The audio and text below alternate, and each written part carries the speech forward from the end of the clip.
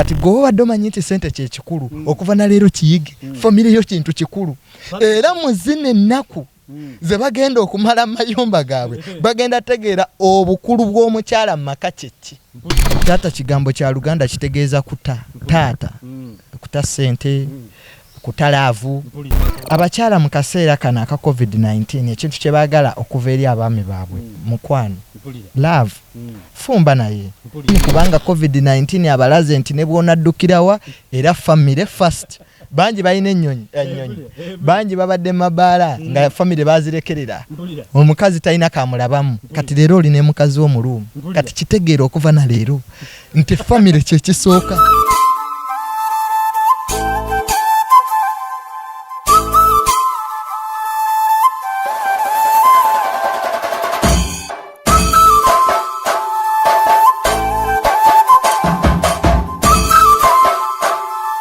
Yenze Salongo Kanka kapita Kuyomba-Tamale Mirundi official TMO gwe Mukutu. TMO guli oguyitibwa M.i.S.O kukolebwako okunoonyereza investigative journalism okugwa mu nsonga ezo z'owulire ez'obukenuzi n'obumafiya obwa Joseph Tamale Mirundi bwasimba kessira. Abantu bali mu maka looni ze batuddemu kankubadde yeebase tannawulirayo kigambo nasuubi mu mutima ng'oggyeko ekyokubeera nti obulwadde buzunga mu nsi ate kati abantu balwadde emitima abamu tebamanyi kye bazzaako gavumenti efubye okubawa ku relief gamba obuwunga n'ebijanjaalo ebyo si bye njogerako omuntu ayinza okulowooza nti enjala y'omu lubuto emuluma naye ate waliwo enjala y'omwoyo nga oli tannamanya school fees gye zigenda kuva tannajjukira warrant gy'agenda kuva tamanyi kikyazzaako ku looni ye gye yafuna waliyo abalala nga abaddeko sente azijja mu kutambula na mmere ya leero bakiyita batya mu luzungu balina bye badde bakiyita politically naye mu Luganda ntegeeza okubanga oli akolera mmere ya leero. Ensi yonna temanyi kiddako ng'oggyeko abo bannaggwadda nga sente zibadde tezikyalina kye zibayamba mu mbeera eno waliyo bannaffe abanenenene z'ensonga ezituleese wano olwaleero mu ngeri y'embeera z'obulamu enkula y'omuntu psychology afuga nnyo obwongo bwo bufuga nnyo ekiddako n'ekiriwo n'ekinaabaawo ate nga bukubira tooki mu byobaddeko osobole okusengeka ekiddako mu maaso. Kaakati obukugu obwo bw'enjawulo mubamu abo abaasoma embeera z'abantu be tuyita ba psychologist era nga psychologist ku Mukutuguno twasalawo kuliko psychologist omu ayitibwa Tamale Mirundi Junior. Kaakati kangende buterevu wa Tamale Mirundi Junior tewali kubonga yadde okwekwata mu ngala ajja babuuzaako olwa social distancing kamalo babuuzaako ate tulyoke tumanye ekiddako Mirundi.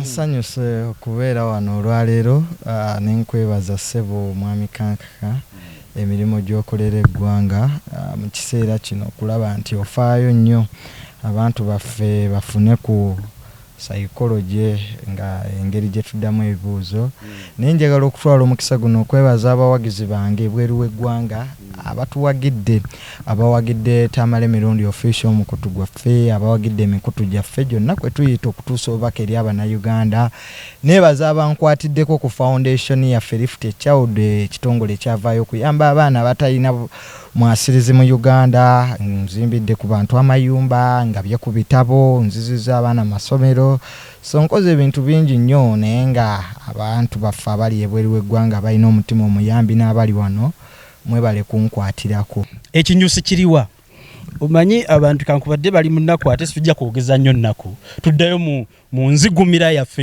ey'ekintu kiri kaaka kapita ntuuse wa Mirundi Junior. Mirundi Junior nsooka kubeebaza famire yammwe yatuwadde kasente essanyu lino siryakukola ki essanyu lyakubeera musanyufu Amiisi Kigundu nga alina scandals mu banki ezimunyaga ate yakutte miliyoni 10 n'aziwaayo eri olukiiko oluddukanya ebintu bino nga kitaawo bw'agamba kyokka nze ate n'addi mweraliikirivu nti gye yaziwadde ate wabaddeyo mafiya yadabba ebidomola banaye mwebale kutuwa mwebale nnyo kitaawo agenda ku buli TV ng'asomesa buli lunaku olukya ng'alina abantu bawa information ate abantu balinda kiva mu Mirundi kankwebaze obubaka buno buntwalirira eri naye emiteba nga gyewanisa abantu Amiisi muganda wange Amiisi mwebaza nnyo na bonna abawaddeyo hamu mwebaza nti okubeera omugagga bagagga bangi abali mu gavumenti era waliwo ababadde babuza nti naye waliwo famire emu gye batanalabanga ewaayo bibadde by'abantu kati okukwata akasente mu mbeera ng'eno nga nabo bali affected naye ate famire yaffe era njebaza nnyo nti Dr. Mirundi naye ali mu kujjanjaba bantu sooka ombuulireko nga M.i.S.O Kiggundu awaayo 10 mwina n'omusawo Mirundi ajjanjaba wa ali mu kujjanjaba bantu mu ddwaliro lyabwe eno muzeeyi gye yalwalira ekisubi babadde bamukonsultinga na nnyo malwaliro amalala Dr. Mirundi tulina ne Dr. Mirundi omulala ali U.S naye ali mu kujjanjaba abantu coronavirus Mirundi senior taata wange yo okuva corona we yatandika era abadde akyannyonnyola abantu n'okuyamba abantu Mirundi Junior nange ndi wano era nzize kunnyonnyola abantu Mirundi Junior ate naye tumufunye nga kitaawe akyannyonnyola n'okutukubira abo abafere ababba ate eziweebwayo okubatwanikira mu kaseera nga tuli waka tubategeere mu bisiikirize gye beekwese ate kati nzize wa Mirundi Junior ampe ku psychology gwe yasoma kati gwali eyo omutima gwe gubadde gwewanise tuyina wano psychologist ku video eno osobola okumbuuza ekibuuzo n'ekiba tusobodde ndi kimutuusaako ndooza ntufuna olukyalo olulala n'akiddamu naye kantandikire wano ke kaseera kwe tubeetaagira ba psychologist Mirundi aba psychologist muliwa muri ready okutuyamba oba temunaba kubeera ready kutuyamba aba psychologist mbebaza for the first time nalabye nga bangi bavuddeyo okunyonnyola abantu ku mikutu egy'enjawulo wadde nga president teyatuteeka mu ezo essential sectors tannatulaba nnyo ndowooza ayimiridde nnyo ku basawo naye nga COVID-19 yo naali broad in fact kasooke nkubuuze nga sinagenda wala mwetaagisa ba psychologist mwene embeera mwetaagisa era bwe mba mwetaagisa awa abantu bangi nnyo bw'otunuulira embeera ya COVID-19 ng'oggyeko eri ey'abasawo ey'okulwala ne bajjanjaba omuntu naye mental health kintu kikulu nnyo mental health obwongo bw'omuntu okubeerawo nga bufunctioninga bulungi nnyo ojja kutunuulira nti COVID-19 ayina effects zaleese endala ezisukka ku bantu kye bamanyi stress kyekisookera ddala ate abasawo bano ababulijjo tebayinza kulongoosamu stress COVID-19 azene stress kireka kigambo kya Luganda stress is a body reaction towards stressors stress ebintu ebibeera mu environment nga bi-stressinga abantu stress bingi nnyo even before COVID-19 people have been stressed ebibadde ba-stressinga bibaddewo naye nga right now kyolina okumanya nti people are not worried about so much about COVID-19 their worry is kiki kye bagenda okulya their worry is about loans that they do have their worry is about anxiety and depression their worry is about rent bagenda musasula batya byebyo nebiruma abantu ebigenda okubatta n'okusinga ku COVID-19 kubanga mu nsi yonna stress kyekimu kubivaako ebintu ebisinga okutta abantu kubanga stress tatambula yekka endwadde zisinga high blood pressures zolaba zonna ziva ku stress tuli mu ggwanga ng'olwaleero abantu baba lookingidde mu mayumba naye nga tebalowooza nnyo ku COVID-19 balowooza nti banange tugenda kumalako wiiki zine 3 meka school fees nzijjeewa ebyo ebirowoozo bijja kubatta ba psychologist kankutandike bulungi omanyi abaasoma mugira ne mutubuzaabuza naye kankutandike bulungi abantu ekibali ku mitima kati COVID-19 si kyekinene wabula ebyo ebibeeraliikiriza bizibu bigaziko okusinga biki byolowooza ebisinga obbeeraliikiriza ebigundiivu gwe byolowooza kwe tuba tutandikira emmere toyinza kusibira ne weebambwa n'ogisira mu kayumba nga togiwa mmere egenda kutabuka 2 rent emirimu jobs abantu bye baleeraliikiridde abawula amaloni mu mabanka bagenda kukola batya ebyo byonna tubiina ne COVID-19 waali naye bino bya bulabe nnyo kubanga omusawo tayinza kulongoosaamu birowoozo bya rent ne baga nti ati leka tukutwala emulago tukulongooseemu ebirowoozo bya rent depression egenda kujja. Omusawo tasobola kulongoosa kirowoozo kya looni. Omusawo tayinza kirongoosa, tebayinza kutwala amagonda nti ake tukulongooseemu ekirowoozo kya looni.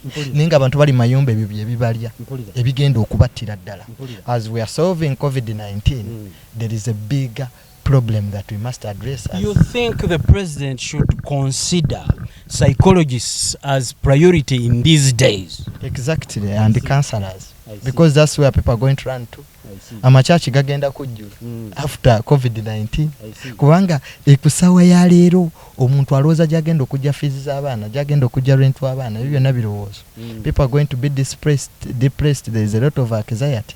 So if you combine all those, bingi nnyo nebisogedde abantu bo babimanyi ebibaluma ate president byatakoonako. Olwaleero tuli mu nsi nga business esinga mu Uganda zibadde zitambulira ku looni. Omuntu ali mu nnyumba ye n'abaana be wabagalidde naye omusajja gwawo lwa looni. Abalina omuyamba bakiba psychologist, ba counselors.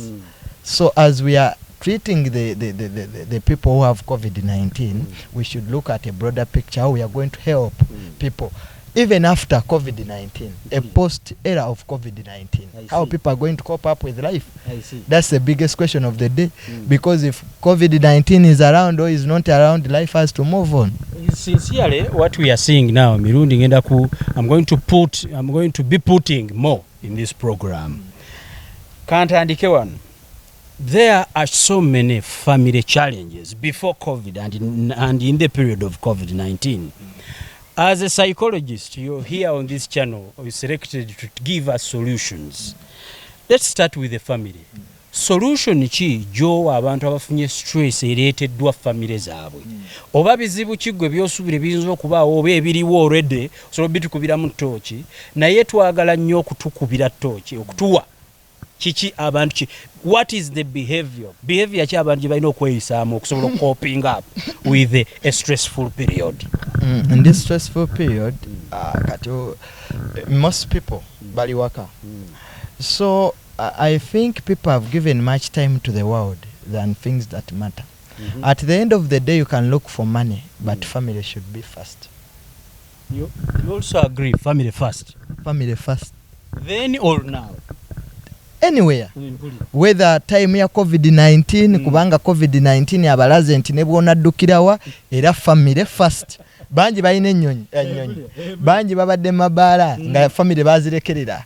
Omukazi talina kamulabamu. Kati leero olina mukazi w'omulumu. Kati kitegeera okuva na leero nti family kye kisooka. Abadde engalabi baziwo bazitwala mu bbaala. Leero akitegeere nti family first. Alina mukyala we.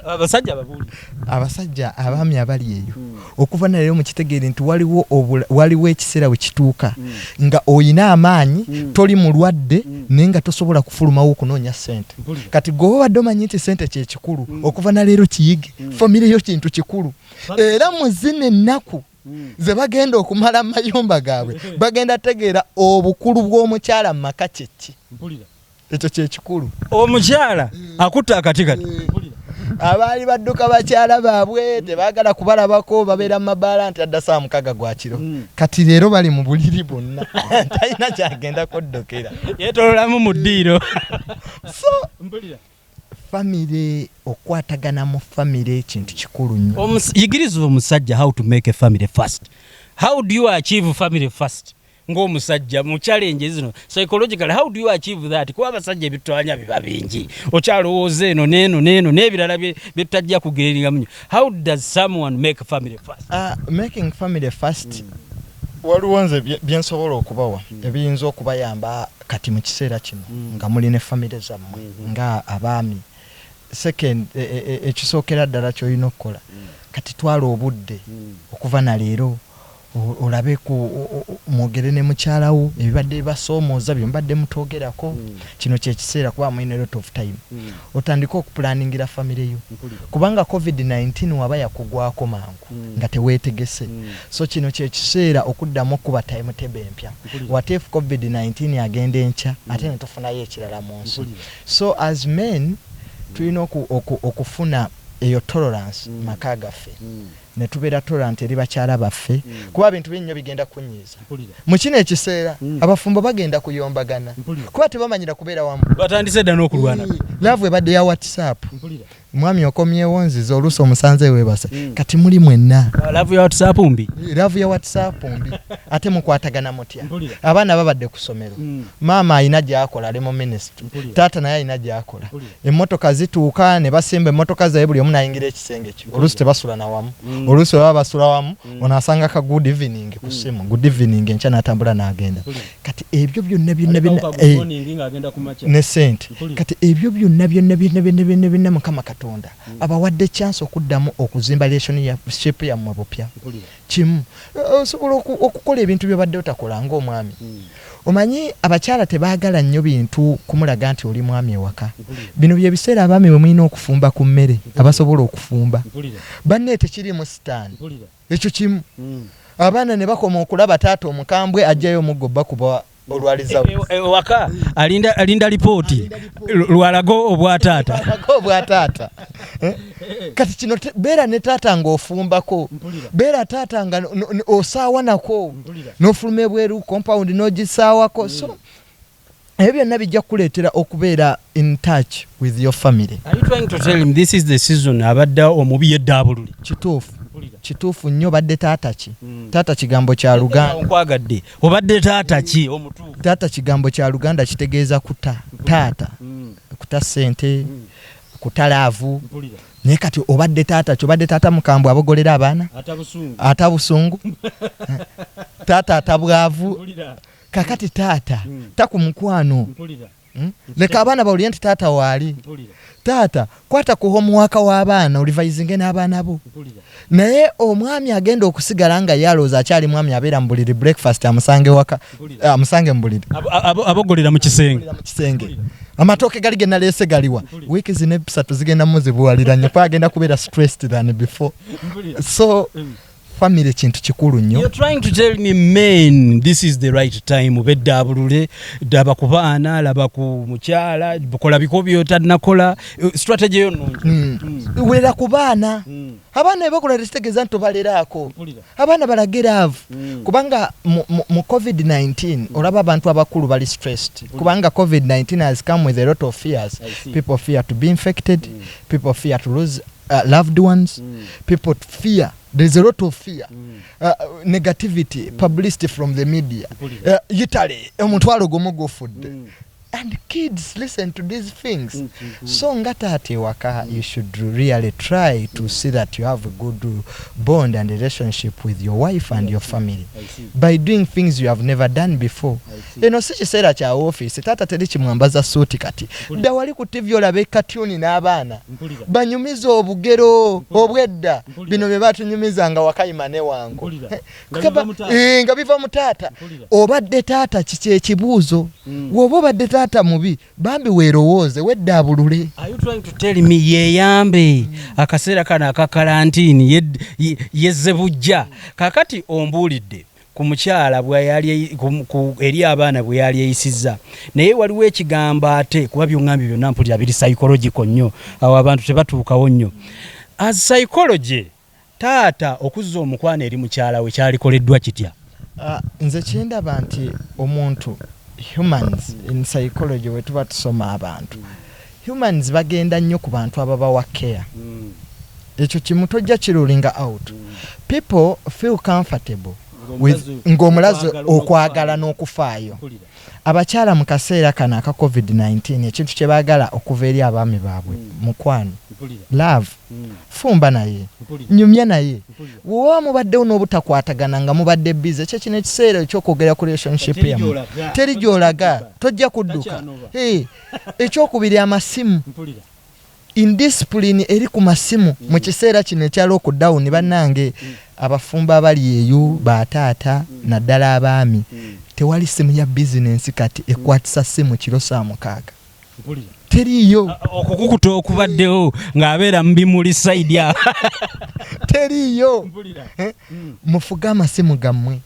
teriyo akubira kati oli waka oli n'abaana bo oli n'omwami wo saawa 5 mbu kalema akubye ayagala ki teri mulimo teyina gy'olaga. So abawoota n'amasanyalaze tebakyajja kati essimu ey'essaawa 5 okwata yaki obwo bumesagi abamu bwe babadde bayina block people who are useless. Kati family yo kati kyekintu ekisooka bano babadde ab'okukyanga awo blocking oli eyo ozannyo bujogoli mu lockdown. Katonda abalaze nti family kyekintu ekisooka mu nsi yonna. Osobola okuba nga toli mulwadde nga toli mulema naye nga ssente z'obadde ogoba tosobola kuzigoba ng'olina kubeera waka. Wemba nga abayimbi babadde balowooza nti concert kyekintu ekyamakulu kye balina kati bali waka tebaziina. So tuzzeeyo mu buntu. Omusambi w'omupiira abadde alowooza nti okusamba omupiira kyekikulu. Olwaleero ebisaawe ebikalu tasobola gusamba ne waba Messi nga ateeba nnyo. Leero aliwe na family ye. Ateeba baana. So ateeba abakozi. Kino kituwa ekyokuyiga ky'amaanyi nnyo nti abantu twetaaga creating that atmosphere in our families n'okubeera nga we have a social bond with our family, our parents, our mothers, our children. Njagala Mirundi abasajja obakutteko bulungi naye ate waliwo abakyala nga baalinda lwalifuna omwami we muvume byonna bye yamukola. Emabega awo abakyala ndowooza bati tebafuna budde buli lwagamba ku mwami waabwe taxi yange bandika nvuga taxi yange akatale omudaala gwange byonna. Sincerely, this is even the time you can as a psychologist advise ladies on how to behave kuba tekibeera one sided. Waliwo abakyala nga akaseera kana agenda keeyamba kuvuma bbaawe na kumujjukiza na kumulangira bulijjo weeyagalanga nga bw'olina sayidi ne sayidi kakati ssebo gakuleese eno lwaki ojja eno. What advice do you have specifically for young girls, ladies, housewives bwe batyo nabo basobola okuba nga si be bavaako obutabanguko eri abaami baabwe? Ladies have a big role to play in this time okulaba nti family zaabwe zibeerawo mu mirembe because everything rotates around a lady. Amaka gonna agalimu emirembe gendabye kisinziira ndowooza ku mukyala aliwo. And you find that a woman is very submissive ebiseera ebisinga. In this stressful time abaami balina ebizibu bingi balowooza ku loan balowooza ku rent. There is a lot that is going in their lives byotamanyi gwe ng'omukyala alowooza bagenda kulya batya. And naturally men are hard outside but they are weak inside. Ekyo abasajja we tuli tyolaba omusajja omukambwe nga mukambwe nnyo naye nga mukazi wa mufuga naye nga munda munafu nnyo. So abasajja we bali tuli tough naye ate munda tuli weak. Naye ate nga munda tuli so weak. Ate omukyala ye natural ali strong. Abakyala byonna n'ebizibu ebisinga obungi be babiyitamu.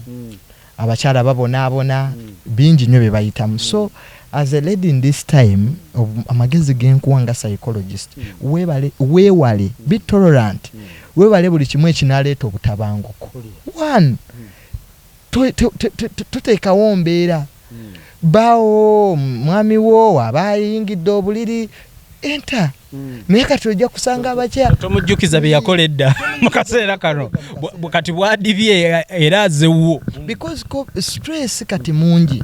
And how we can cope up with stress in our families. A lot is happening. There's a lot of stressors, loans, rent, which is having that good touch with our husbands. We talk with them, give them hope. In fact, what is going to help relationships in this time is hope. Tukoye negativity. We are tired of hearing things.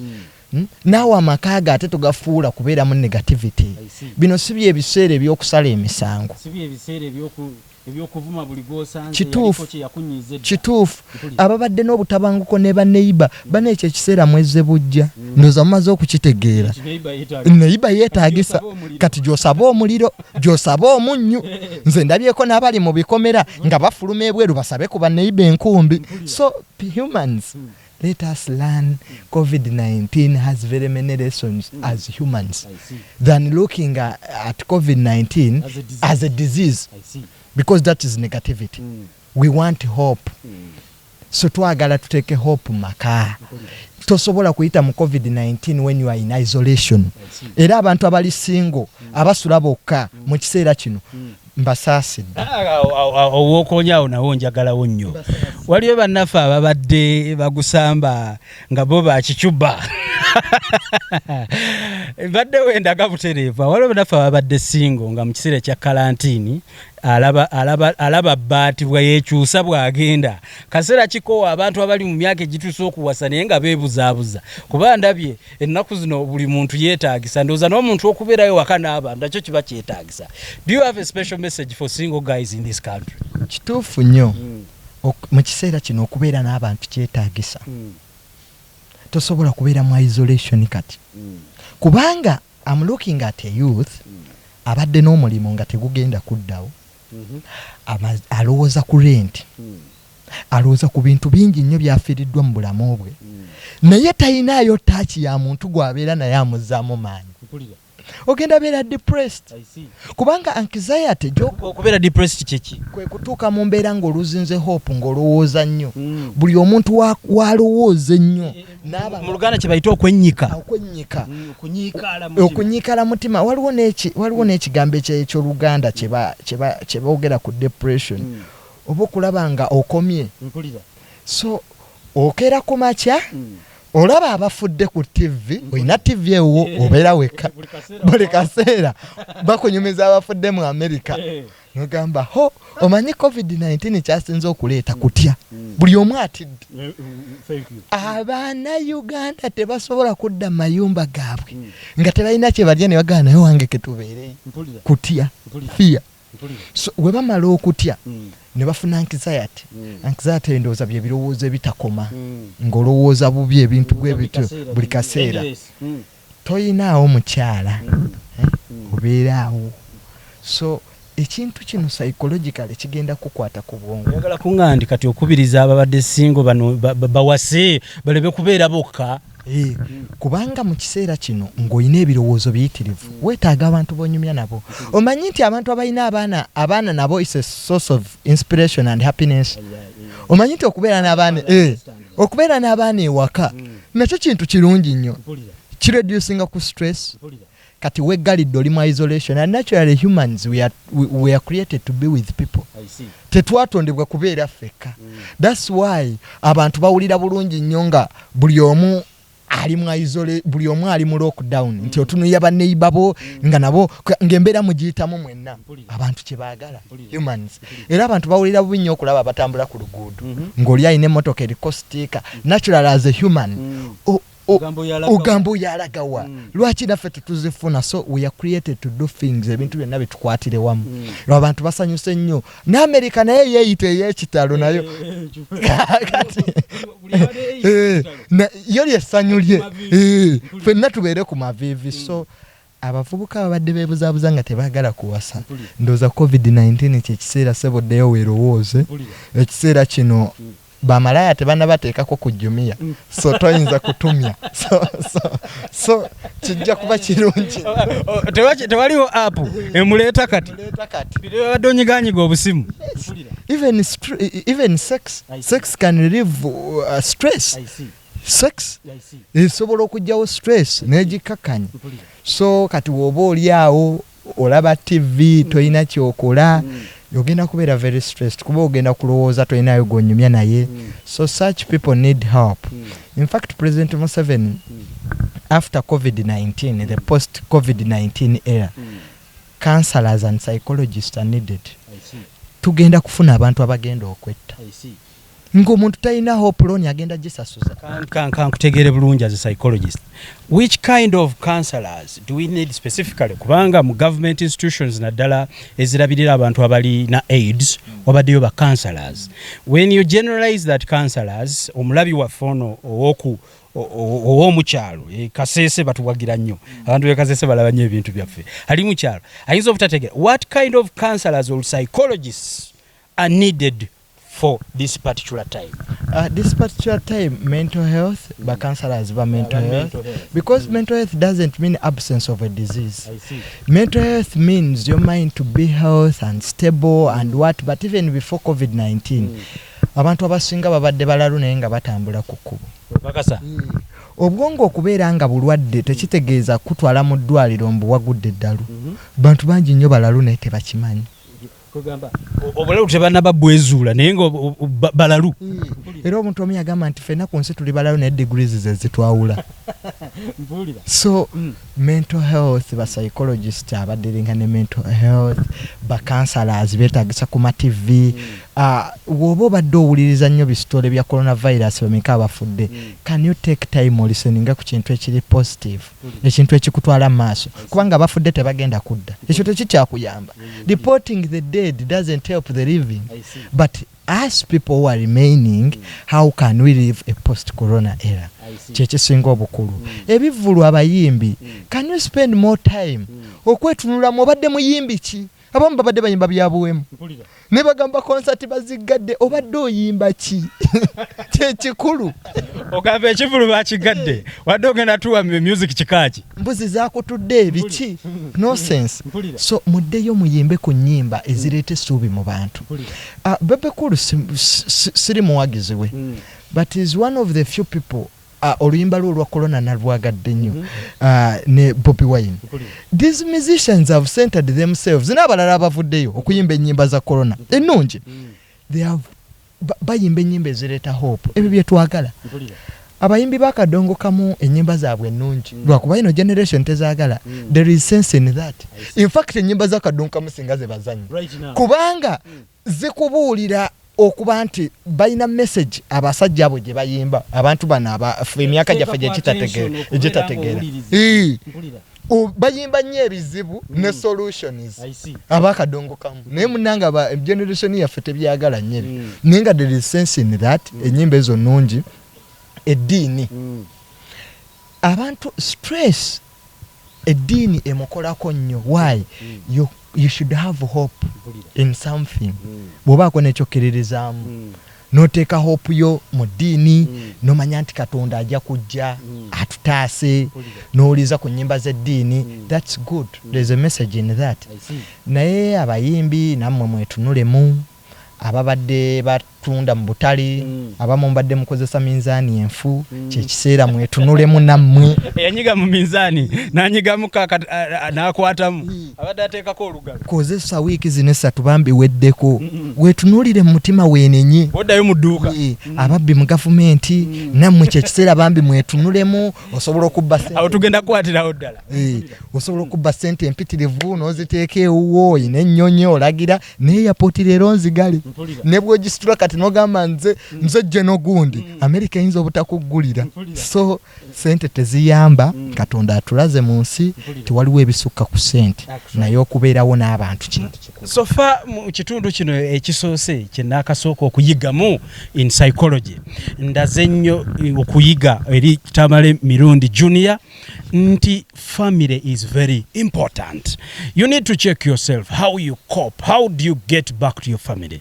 Taata de wakazanya n'abaana kola homework abuuza mukyala we bimunyigiriza ate naye omukyala tobeera nakamwantete kumujjukiza lwe yakulekawo kati zaamuleeserwa corona.